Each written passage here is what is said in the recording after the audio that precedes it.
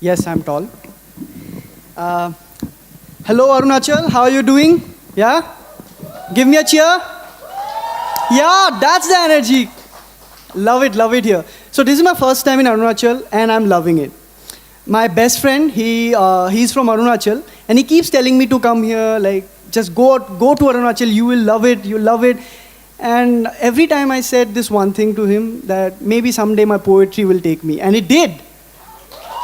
So thank you so much to poetry. Thank you to East India Poets, and thank you to everyone who made this happen. And thank you to you guys for being here. A big round of applause for you.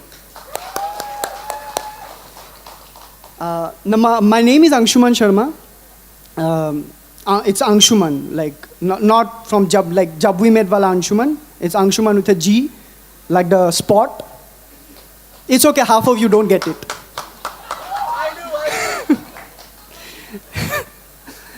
Okay, but jokes aside, I have something important to tell you before I start. So, at the age of 12, I did something very brave. So brave that I should have got the Paramveer Chakra. I came out to my parents. Yeah, I came out to my parents, my sister, my teachers, my classmates, my neighbors, that I was a math lover. And I can't see the judgment plastered across your face, but I can already imagine it. You are judging me right now for loving math. It's okay, it's okay. See, I have been facing this from since I expressed my love for math. Because people, like once my friend came to me and he's like, bro, I think I can't talk to you anymore. And I'm like, why? I don't know, you might be talking in algebra, trigonometry, geometry. And I'm like, bro, algebra starts with x. And my x maintains a 500-meter displacement from me. And how do I know this? Because I've actually calculated the shortest distance to reach her. See, this is just a joke. This is just a joke. Stalking is creepy. Please don't do. Now, you see, I keep doing these jokes and like making silly, fun banter.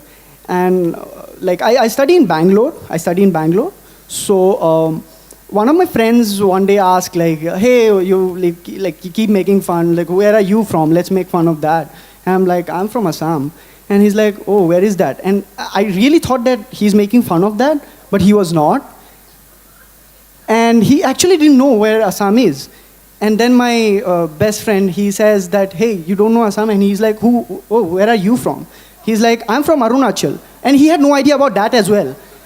Now the thing is, I got really offended on that. And I wrote this poem for them. And this is called Where Do I Come From?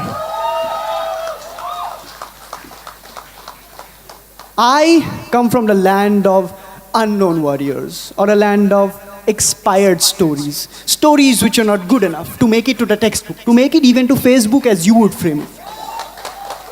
My friends tell me stories of their land, stories of their ancestors, of the Rajputs and the Mughals and the Marathas, and I tell them how the whole army of Mughal warriors had to retreat against the small army of Ahoms.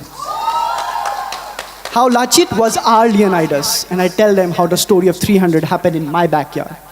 How even an Aurangzeb couldn't conquer us. I think that's the reason you don't consider Northeast to be a part of India.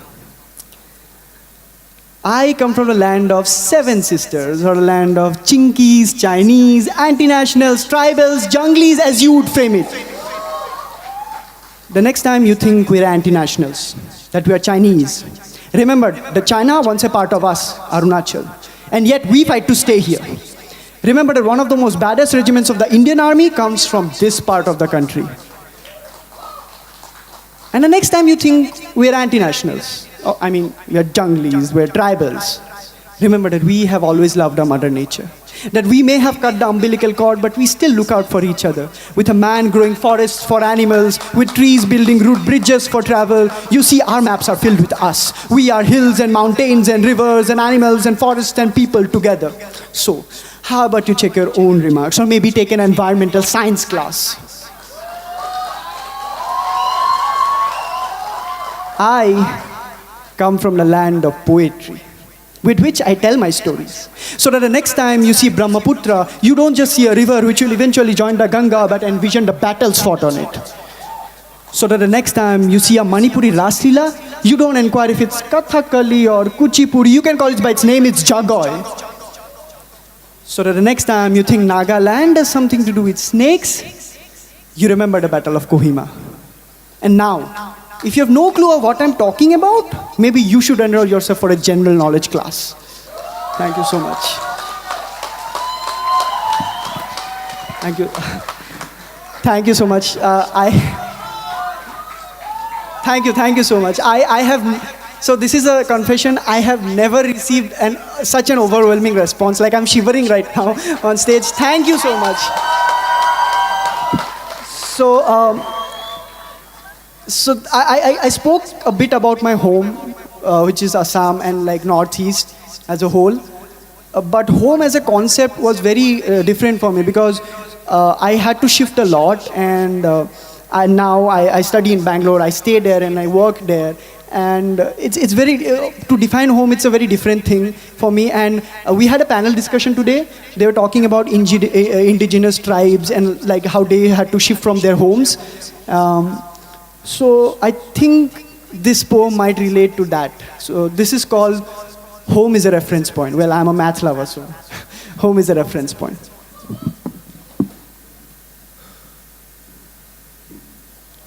When I was born, I remember being surrounded by people instead of walls. We lived in a joint family with my cousins and uncles and aunts and grandparents in a house yellowing with age which contained all of us. Like the characters of a book, somehow squeezing us in when we all had different stories. Home is a reference point in a Cartesian plane whose origins are not 0, 0. We shifted to the city now. We became an urban family. The only thing urban about us was that I went to an English medium school, training my tongue to speak a language which will help me tell my story so that the people outside home understand me when my parents still struggle to. Home is a reference point. You can always find it with the breadcrumbs you leave.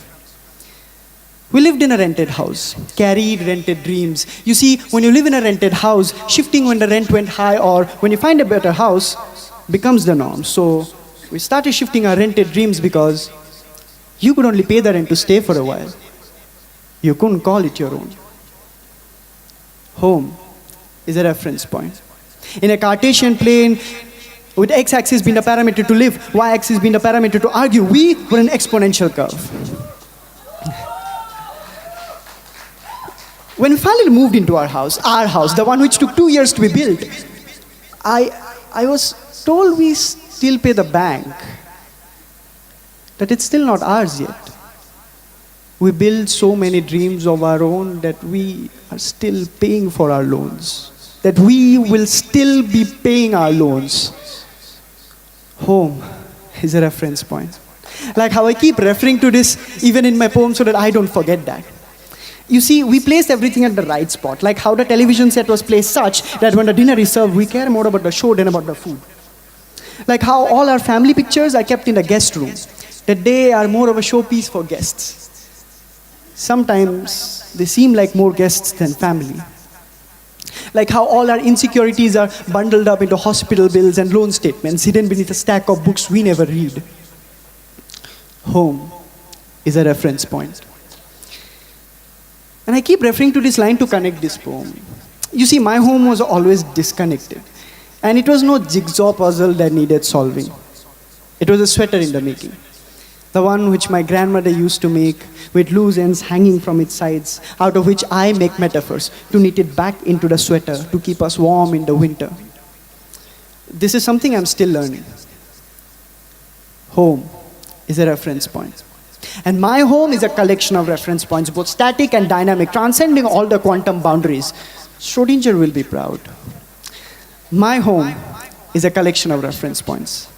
Sometimes I try forming constellations with them, to tell myself that I come from the stars, to tell myself that no matter what, I would never get lost, that lights will guide me home, that I will never lose my light. So one day during a park cut, we sat down and told each other about our light and found a home full of stories. So someday, if you find me performing a poem for you, know this, that for those 4 minutes, I found a home in you. Thank you so much.